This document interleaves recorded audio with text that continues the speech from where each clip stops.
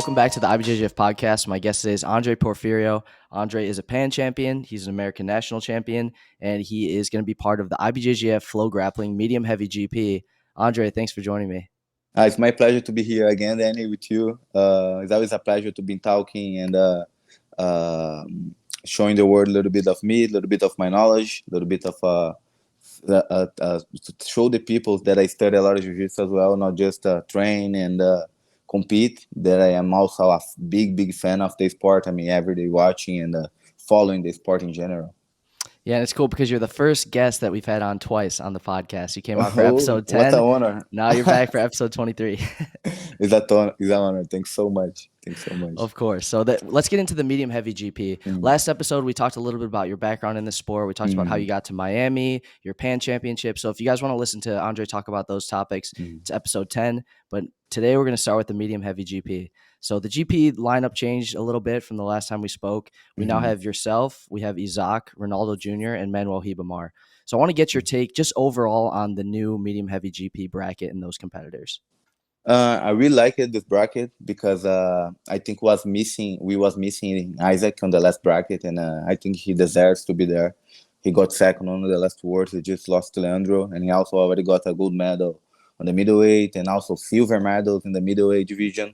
So I think he deserves a lot to be there, and it's a fight that I never had. I've been following Isaac since I was young. Like, he was always a belt above me, and I always follow his journey. It was amazing. And it's going to be a pleasure to fight against him. A guy very strategic, have a very good strategy, and knows how to play the game like no one's. But I'm sure going to be a great fight if I fight him. Ribamar also amazing jiu-jitsu, won the Pan Ams this year, closing out with Leandro and Sebastian.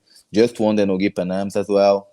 Beautiful jiu-jitsu. We came from the same school in Brazil, from Cesar Costa, and we got to train a lot when we was younger. So gonna be a big pleasure to fight him again. We fought at the Pan Ams that I won. And Ronaldo also, man, the human highlight reel, right? So, man, this bracket is gonna be so excited. That's why I've been training a lot. I'm excited every day I wake up. I think about the fights. I think about I mentalize myself on the top of the podium. And like I said the last time, it's a big dream, a big accomplishment, be able to fight, and after I win, be able to win the Grand Prix. You gave a great brief overview of all the competitors. I want to do a deep dive on all of them now because you mentioned some great points. Let's start with Isaac because he was the first person you brought up. He's a 2018 world champion. He got silver in 2022 at the Worlds, lost at medium heavy, and he's made it to the final a couple times. Anytime Isaac competes, he gets a great result. He's an amazing competitor, uses great strategy and tactics. I know you mentioned you haven't faced him before, but what's your opinion on Isaac's style and how your style would match up with it? I like he like to play the game like he's very smart competitor, you know. So what I can see from him that he studies the guy he's gonna fight, and he make a strategy based on the guy's game. So for example, against Gustavo Batista this year, he started very aggressive because Gustavo is a little bit slower pace, so he could make the first point and win after that, right? Like. He took him down, and then he passed his guard, right? He passed his guard, and then after put 50-50, played the game there. With other guys, sometimes the guy's a guard player, he pulled first. So I think gonna be good. I think gonna be a game like gonna be literally a chess because he gonna try to avoid a lot my attacks. He knows me as well. He knows I'm gonna try to attack his legs.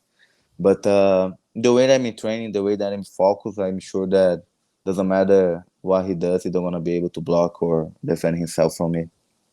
I really liked that he went up to medium heavy this year at the Worlds. He looked really comfortable in that weight class, and I think it's probably a weight class we'll probably see him in a bit more in the future. What do you think about his run this year at the 2022 Worlds going up to medium heavy? He had good fights, but I already saw fights that he made mistakes that he could lose. Against Spirandelli, they had an amazing fight, and it was a heifer decision. Against Murillo, he had a big hard time as well. Against Lo, I thought he would win because Lo was like coming from not the best phase of his life, and Isaac lost the finals as well. He also lost the other year. So I think maybe with this, now he's the leader of a big team, taking care of other things. Maybe he's not being able to focus on his career like he was when he won the World Championship. And I'm just training, man. I'm just training, and he got his already his spot on the sun. Everyone knows him, and I still feel that I still have a lot to accomplish. I still have a lot to accomplish in the sport and to show the people more about my jiu-jitsu. Let's move on to Manuel Hibamar. Hibamar is a 2020 European champion. He also won the Nogi Worlds in 2019. You mentioned he's coming off a big win at the Nogi Pans. He won the medium Yes. heavy division. He had some Hmm. great matches and beat some really tough competitors Yes. last weekend at the Nogi Pans. Talk about Hibamar. I know you have a lot of experience training with him, coming up in the same academy. So I'd love to hear your thoughts on Hibamar's game. Hibama have a lot of techniques. Very technical guy. Have judo throws too. Like I remember, he always got to take people's down when he needed. Have a good guard. Have very heavy hips. Like whenever you let him flow over you, like with backstep, toreadas, knee slices. Like if he conquer a position, for example, half guard with an underhook, gonna be really hard to take him out from there. But he also been doing really good in Nogi down on this Nogi Panams. I was very happy for him. He beat Gabriel Arches. He beat Sebastian Rodriguez. He Yep. beat really good guys. He fought like a champion, and I was cheering for him as well. And but I think they're gonna be the difference. The biggest. How can I say the biggest? My best quality against him gonna be the physique, because I feel that technique wise we pretty similar. We have a similar game style. Like of course I focus in different stuff and he focus in other different stuff, but he is also very smart. He got to compete a lot in Brazil before he came to America. Me too. We saw the same people's training. We learned with the same people for a long time in our journey. But I feel that I'm gonna be stronger than him on the day. I feel that he don't put that much focus on the physique sometimes, and this is what I will try to explore. Because I gonna get there ready to fight 10 minutes, fight 20 minutes, 30 minutes, and fight to use my strength, to use my technique together. All this combination. And in Hiba, I feel that sometimes he let the technique, because he's so technical and so good, he don't focus that much on the other aspects of the game. That's interesting that you mentioned the physical Mm-hmm. aspect of his game and Mm-hmm. of your game too. What are some of the Mm-hmm. things that you're doing to prepare physically for the GP? I've been doing a lot of, not just for the GP, I train for life, since I moved to fight sports. Cyber is one of the most best conditioning guys in the sport, and since I moved here, I learned with him that we have to be training for life, not just for a tournament or something like this, so every day I do conditioning training. I wake up like 8 a.m. every day, conditioning training.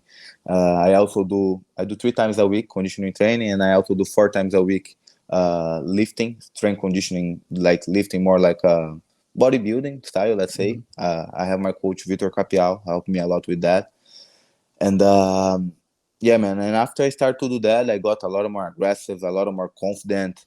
Like when you feel strong, when you feel that you can fight anyone, no one gonna stop you, And here at the gym, I have a lot of strong guys. Everyone is in very good shape. Everyone focus a lot on that. So I feel fight sports is like focusing not just in technique, but also in being an athlete, because if you watch, like, if you see MMA fighters, everyone's in amazing shape. If you see them, like, I don't know, football, everyone's in amazing shape. In jiu-jitsu, a lot of times you see a guy who is very good, but he don't really pay attention on the best to have the best physique. But if you see the guys who won the most, for example, Eric Muniz, Kainan, um, the other guy, Felipe Endo, they always trying to get to the best shape as well, So I think this is the biggest difference of the guys who get far. A lot of guys are good, very good, amazing, and other guys are like the superstars, the ones that really make the things happen uh, and turn to the legends. So I think be complete in all the aspects make you different and make you like shine more. You brought up going to fight sports and how everyone at fight sports focuses on conditioning, strength, and Mm-hmm. technique. I'm sure that was a big Right. influence on your training and how you've implemented those strength training methods as well. For sure, for sure. When I got here, I don't used to lift nothing. I was a little chubby. My whole life, I just did jiu-jitsu, and I knew nothing about conditioning training. Since like the last 3 years, I've been working out and eating well. Even the water that you drink is like have to be different, like have to be special. You cannot drink any water. Like literally, like giving the whole attention that the athlete should be having with his career.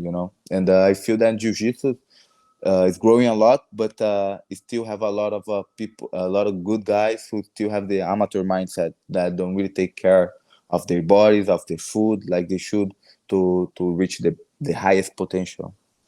One guy who I think does a good job of treating his Mm. body really professionally, strength training, is Ronaldo Jr. You can tell by Ronald his Jr. style, he's always in Mm-hmm. amazing shape. He's very Mm-hmm. strong.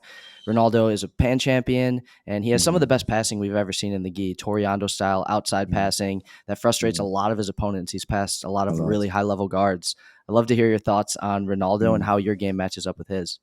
Ronaldo's an amazing competitor. I think a lot of the guys who, for what I see, the guys who went to Atos, they start to take care of the body. Like Kainan, Ronaldo, Hulk. If you see all of them, are not just good in jiu-jitsu, but they have amazing cardio. They have a amazing mindset, like the champion mindset. They eat well, they work out, they do everything right. And Ronaldo, I think he got to shine that much because of his jiu-jitsu, but without the cardio that he has, without the strength that he has, because he works so hard, it would be hard to apply his jiu-jitsu on the way that he apply on the other opponents. And Ronaldo have a lot of my respect. The guy, nice guy, nicest guy ever. We have a good relationship since we were blue belts, and it's always an honor to fight against him. Man, the 2 times that I fought him, it was very, very close fights. The both times we fought together, we almost got the kill because he like the strategy we playing to pulling guard together, and then penalty to both sides and pulling guard together. Penalty, no one want to give the advantage, but also no one want to give the chance to the other sweep. So, but like both fights was crazy, and I'm very, very excited to fight him again. To be honest, the guy that I can see that really, really wants to win, really focus on his career, take care of his body, take care of his mind, and I think gonna be one of the most dangerous there. Even don't be a real medium heavy. He's more like about middleweight, but he's a guy to keep the eyes open for sure. We talked about all the medium heavy competitors, and all of you guys are Mm, incredible athletes. You could all win any medium heavy division you enter. So, for are sure. there any other final thoughts you want to share on the medium heavy bracket before we dive into some of the other matches at the event? I think the last thought that I have about the bracket is just they're gonna be a war. All the guys are like you said, like highest level possible. Our winners, our champions, and like it don't even this feeling that like, oh, I hope I get this guy on the first round or get this guy on the final. Like all of them are tough as hell and gonna be like just war. So I'm just excited to be there, happy to be being part of this, to being called for that because I knew I deserve it, and I've been working hard for that. And man, I just wanna get there and then give a war and give a show to you guys. Not just a win, but also give a show, give the best of my jiu-jitsu, and I hope my opponents come with the same mindset as well. We can't wait to watch that bracket. It's going to be amazing. And we have the first ever female Grand Prix coming up on Mm-hmm. this event as well. We have Maisa Bastos, Anna Rodriguez, Luisa Montero, and Janaina Lebre. What are your thoughts on that bracket and just also just being included on a card that includes the first ever female GP, which is a pretty historic happening in the No, IBJJF? amazing, amazing, amazing. I every time that the IBJJF used to post about the male Grand Prix, the girls used to post that when they're gonna do the female, the female, the female, and it was amazing that the IBJJF got to listen them and gave them a chance because they deserve it. They work hard just like us. They give up a lot in life to focus in jiu-jitsu, and they deserve this opportunity for sure. I think Luisa have a lot of experience. She's also heavier than Anna and the Maísa and Janaína. I think the same weight. Yeah, lightweight. Lightweight. I think I go with Luisa. I think with the experience and also with a little bit more weight than the other girls. Luisa been winning world championship since I started jiu-jitsu and keep this consistency. Anna is also like, man. like scary girl. She got to train with us last month. She was here training with us. She's so good, so good, so good. Maisa, like the can even talking about like win everything, everything. Janaina also did an amazing run at Worlds this year. I got to watch her match, like very aggressive, very strong, very good physique. But I think I go with Luisa for this one because she has a lot of experience. She's really good playing with the game, 50-50, leg attacks as well. Um, she's a little bit heavier than Maisa and Nana. Uh, if I have to bet, I would bet in Luisa for this Grand Prix, I and got to, I'm excited to watch this match. yeah, me too. And you mentioned Louisa as having so much experience. I got a chance to talk to her on the podcast. She Mm-hmm. got her black belt in 2010. So that was 2010. a time when a lot of those other girls either were white belts or they weren't even Mm-hmm. training. So that's a lot of experience at the highest level of the A sport. lot of experience, a lot. I remember when I started in 2011. I bought the DVD from the 2010 Worlds No Gi, and she was there already, giving interviews and winning. She used to train with Cavaco on the time, Hmm. and then right after that, she moved to train with us at Cesar Costa. She was training there for a while before she moved to Atos, to Brotherhood, and then Atos. So like I saw she trained a lot. I got to roll with her before, and she's so tough, man. Like, and really really focused. Not just in technique wise, but also eating clean. All that I told you that counts. For the really really high level. We have Anna as well, who just won Nogi Pans. She went all the way up to lightweight. She's had a great year, won her second world title this year. Maisa won her third world title this year. Jenaina got silver at the Europeans, Yeah. silver at the World. She's been just on the cusp of winning that world title. That's another amazing bracket. You really couldn't Amazing. have too many better female competitors in that No, group. no, it's hard. It's hard to choose one. It's hard to choose. I just say Luisa because of the experience, because of the weight a little bit, and but any of these girls can win for sure. And I don't wanna be surprised if Maisa won or if Anna won. That she's gonna fight tomorrow too. Anna, I think she's gonna fight an event in Brazil, and I'm also gonna watch. Gonna be cool. And even if Janaina won, I'm not gonna be surprised. Any of these girls can go there and take this gold. Let's talk about the super fights. The first one we're going to have is Jonathan Alves going up against Matias Luna. Mm-hmm. Those are two guys with pretty different styles. Matias Luna has really good passing from the outside, really athletic. Jonathan Alves has a really great guard, great back takes, very good control, very strategic. How do you see that match potentially playing out? I already saw this match a couple times on the color belts. Matias already managed to win the fight before. Jonathan also managed to win. Matias, I think, gonna be a little bit heavier on the day of the tournament. I don't know if they have a weight gonna be lightweight or middleweight. Middleweight. Middleweight. So Matias probably gonna be a little bit heavier. Both are good friends, man. Different style. Matias really good blocking the bolo. He's so smart competitor, know how to play the game like so well. But Jonathan's the same thing. Also play the game amazing, amazing way, like very aggressive, amazing back takes, best bolo on the game. Man, if I have to bet in one, I would bet in Jonathan, but very, very close match. I think Jonathan gonna be a little bit more aggressive, gonna be trying to push the pace, and Mattia gonna be trying to work more on the counters, like more defend himself and try to make a Jonathan make a mistake so he can capitalize over. I think the fight's gonna be a little bit more like that. Maybe Mattia pulling together and come up to get the first advantage, and then it's really hard to sweep him. He's long, and Jonathan is a little bit smaller. He has a very good base, controlling on the top. I can see him winning like this too, or even getting 2 points on the guard pool, something like this. But if I would have to bet, I would go with Jonathan for this one. It's a very cool stylistic matchup. You mentioned Mm-hmm. Matias is so good at defending the bolo. Jonathan is So so good at setting it up and getting the back from yes, there. So it's a great matchup. and Matias is strong and long too, so it's hard to bolo him. Like Jonathan have short legs, but very very strong legs. The next super fight is your teammate Mm-hmm. Roosevelt Souza going up against Mm-hmm. number one ranked Felipe Andrew.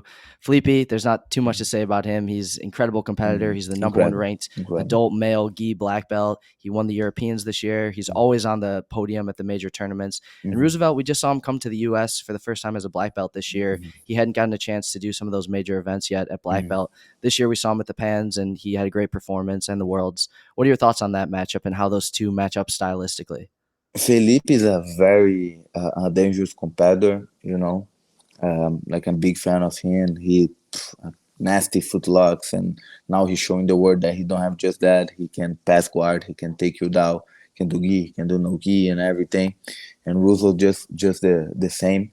But I think this fight gonna be with Russo. Russo been working hard, man. This guy's really focused and strong, big, technical. Not just strong and big, but also with technique. He can bolo you. He can pass you guard with toreadas, with outside passing. He can pass you guard with pressure pass.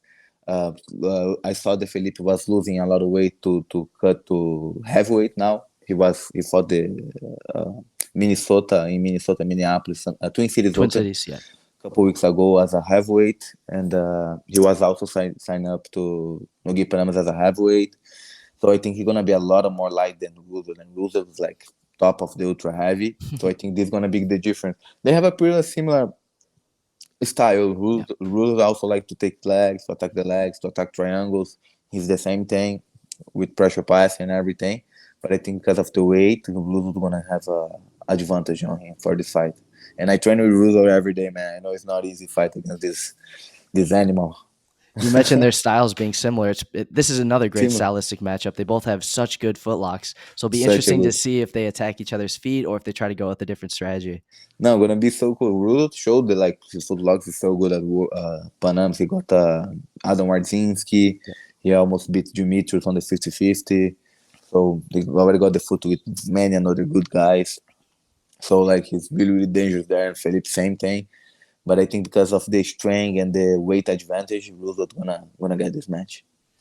The last super fight is one that was just announced. We have Tynan Dalpra of AOJ going against Rodrigo Lopez of Double Five. Mm-hmm. Tynan is a two-time black belt world champion. He's been extremely dominant at middleweight. What's interesting about this match is that it's going to be at medium heavyweight. Rodrigo's Mm-hmm. fought a lot of the top guys at medium heavy. He's done really well. He's gotten silver at American Nationals and had some other really good results. How do you Mm-hmm. see Tynan doing in this match, especially considering that he's going up in weight to fight a heavier opponent? Taina, man, for me right now is my favorite fighter. My favorite fighter to watch. My favorite fighter to learn with. To in the gi to like I'm a fan of Taina. Like the way he's been fighting is like been beating everyone in like the best of the best. Just like look like he make look easy. It's crazy. So Rodriguez is also amazing competitor, really good 50-50, really good lapel, good leg attacks as well. But if I go with Tyna on this fight for sure, like Tyna, I think one of the toughest guys in the world and one of the most focused guys in the world, and I think Tyna can beat anyone at medium heavyweight today. Oh, at medium heavyweight, not at middleweight today. Maybe I would like to see a fight him against Mika on the future. This fight I would like to see again. But for the super fight, I'm sure I'm going with Taina. Taina is a whole different level. On the moment, he's in a whole different level. Yeah, this whole card is going to be amazing. I'm so excited for both GPs, all the super fights. It's going to be incredible. Mm, So thank you for joining me to talk about that. Just wanted my to pick pleasure. your brain on one more topic. We've seen Jiu-Jitsu grow so much in 2022. We've had masters events that were huge, like the World Master Jiu-Jitsu Con. We've had kids events like the Pan Kids that just seem to be exploding, and Jiu-Jitsu seems to be getting bigger every single month. What are your thoughts on Jiu-Jitsu and how it's grown in 2022? You're someone who competes. You've worked as Mm, a ref, you've taught in academies, so you have a really deep perspective of this issue. But mm. what are your thoughts on the growth of jiu-jitsu and how we've seen it expand lately? Jiu-Jitsu been growing a lot. A lot of people that have a lot of influence on the world. It's been training Jiu-Jitsu and being like just Max and Comeback just went to Joe Rogan podcast and spoke that Jiu-Jitsu is the best martial art ever. That he would love to have the opportunity to meet this before, and I'm sure a lot of people got to watch that. And he's talking about this like for a reason. This guy is very very smart, and not just him, but actors. I think it's Jiu-Jitsu is really really cool. Why? Because Jiu-Jitsu is one of the only martial arts where you can go to the gym, give 100% of yourself on the mats against your partner, and then tomorrow you still have a partner to train with, and everyone gonna be fine. If in kickboxing, boxing, Muay Thai, you go to train with your partner and then you give you 100% there, you're gonna hurt him and you don't gonna have a partner tomorrow. So you're gonna have to. The trains are not that fun. And jiu-jitsu also never have an end. You always can create something depending on your body type. Sometimes you're long, you can do something that the guy that is shorter cannot do, but the guy that is shorter can do something that you cannot do. So it's for literally for everyone, for women, for like we spoke before, for old ladies, old men. At the gym here, we have like 62, 65 years old competitors that are still going there and fight wars and have so much fun every day on the mats. So jiu-jitsu, I think, is just a sport for everyone, just like from the kid to the old man, and it's crazy. It's crazy. And also self-defense wise, you're gonna learn how to defend yourself. And it's just, I think jiu-jitsu is not that big yet because it just didn't have the time. But whenever jiu-jitsu, with the time, couple of years, jiu-jitsu is gonna be one of the biggest sports for sure. I love can some of see those. that. Yeah, I love some of those points you made. It's safe to train. You learn self-defense skills. You have the opportunity to compete, whether you're a kid, adult, masters competitor. It's really the only sport that offers all of those in one For sure. package. For sure, I agree. I agree. Afterwards, there, like on the last Jiu-Jitsu Con, we had kids, we had adults, we had masters, like all on the same venue. Everyone having fun, and the families together there competing. Dad, mom, grandmother. It's crazy. Like, which another sport can you can do that? It's the Nowhere. only one. Yep. The only one. Well, Andre, thank you so much for joining My me. It pleasure. was My it was pleasure, great to Dan. have you for the second time on the podcast. I always enjoy talking to you. So, is there any other thoughts you wanted to share with the listeners before we head out of here? Just to tell everyone that I've been working hard. I took serious this opportunity since the IBJJF invited me on the first time. I took serious, and I've been very professional with that. Been taking care of myself, been training hard. Not just because not when I don't want to win there just for the money or for the title. I want to go there to show people good jiu-jitsu, to show to make people entertaining, and to make my legacy big. So next Friday, make sure you go to Frog Grappling and watch. We're gonna be a show of jiu-jitsu. The best of the best gonna be there, and it's a huge honor to be part of this. Be part of the first medium half GP on the IBJJF history, and also on the same time the female GP. And I'm proud of Jiu-Jitsu, proud of IBJJF. That's giving opportunity for so many more opportunities now. We also gonna have the Absolute GP coming soon in November, right? Yep. And man, I mean, you see, every single tournament, and I'm seeing the sport growing so much. And I love IBJJF. Just like it's like when I'm there, I'm at home, So I'm really happy to see them grow.